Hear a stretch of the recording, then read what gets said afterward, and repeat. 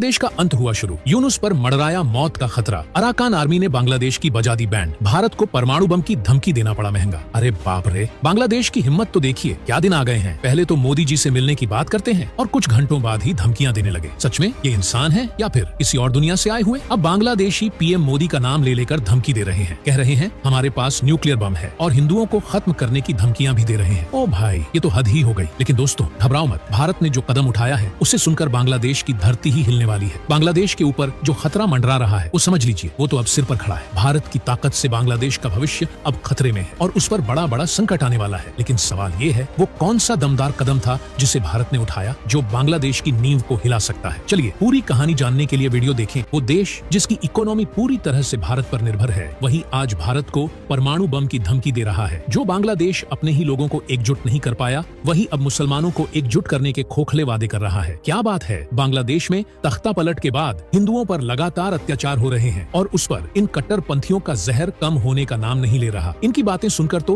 हंसी भी आएगी। अब ये कह रहे हैं बांग्लादेश के दोस्तों के पास न्यूक्लियर बम है और अगर भारत ने परमाणु बम इस्तेमाल किया तो बांग्लादेश भी छोड़ेगा। हद है यार, ये फिल्मी धमकियां देने लगे हैं। एक कट्टरपंथी तो ये भी कह रहा है कि अगर भारत में मुसलमानों पर जुल्म हुआ तो हम बांग्लादेश में हिंदुओं को खत्म कर देंगे। वाह, लेकिन क्या जानते हो बांग्लादेश के ये दोस्त कौन है? एक है चीन और दूसरा है पाकिस्तान। और पाकिस्तान के इशारे पर बांग्लादेश में हिंदुओं पर अत्याचार हो रहे हैं। बांग्लादेश के प्रधानमंत्री मोहम्मद यूनुस तो पाकिस्तान के तलवे चाटने में लगे हुए हैं। पाकिस्तान के लोग खुद मानते हैं कि बांग्लादेश ने भारत से पंगा लेकर बहुत बड़ी गलती की है। शेख हसीना के जाते ही मोहम्मद यूनुस ने पाकिस्तान के साथ हाथ मिलाकर बांग्लादेश की राजनीति को ही बदल डाला। इतना ही नहीं, बांग्लादेश ने पाकिस्तान के नागरिकों को वीजा देने के लिए जरूरी सुरक्षा जांच तक हटा दी। अब समझो ये किस ओर जा रहे हैं। सितंबर में इस्लामाबाद ने एक और चौंकाने वाली घोषणा की। अब बांग्लादेशी बिना वीजा शुल्क के पाकिस्तान जा सकते हैं। हद है, ये क्या दोस्ती का अंदाज है? और बात यहीं खत्म नहीं हुई। बांग्लादेश ने पाकिस्तान से तोपखाने, गोला बारूद और विस्फोटकों की ताजा आपूर्ति का आदेश दिया। इसमें 40,000 राउंड गोला बारूद, 40 टन RDX और 2,900 उच्च तीव्रता वाले प्रोजेक्टाइल शामिल थे। सोचिए ये बांग्लादेश किस दिशा में बढ़ रहा है। लेकिन अब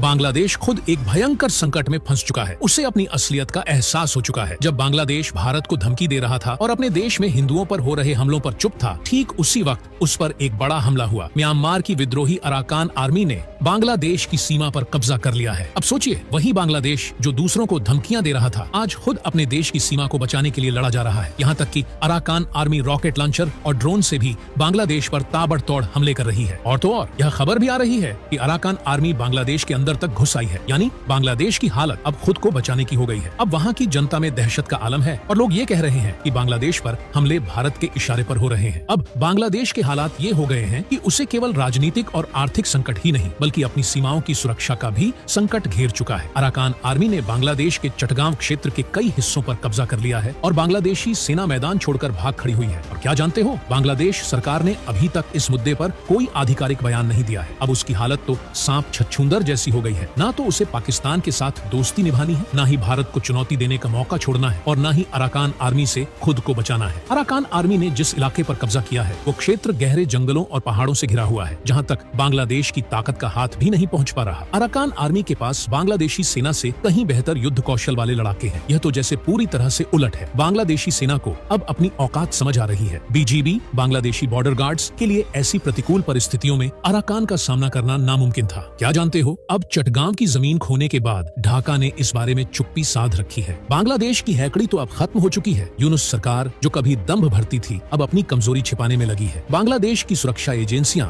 इस स्थिति पर काबू पाने में नाकाम साबित हो रही हैं। अराकान आर्मी अब बांग्लादेश के लिए भस्मासुर बन चुकी है। ये वही आर्मी है जो म्यांमार की सेना से भी लड़ती है और इनके पास लगभग 30,000 लड़ाके और उन्नत हथियार हैं। अब जानकारों का कहना है कि अगर बांग्लादेश के रिश्ते भारत से इतने खराब न होते तो शायद अराकान आर्मी इस हद तक बांग्लादेश पर हमले का साहस न करती, क्योंकि अराकान आर्मी को अच्छे से पता है कि आज भारत और बांग्लादेश के बीच जो तनाव है उसमें भारत किसी भी हालत में बांग्लादेश की मदद नहीं कर सकता। वह पिद्दी सा बांग्लादेश जिसका जन्म भारत की रहमदिली पर हुआ था, अब भारत से रिश्ते खराब करके खुद ही संकट में फंस चुका है और तो और वह चीन के जाल में भी फंसता जा रहा है।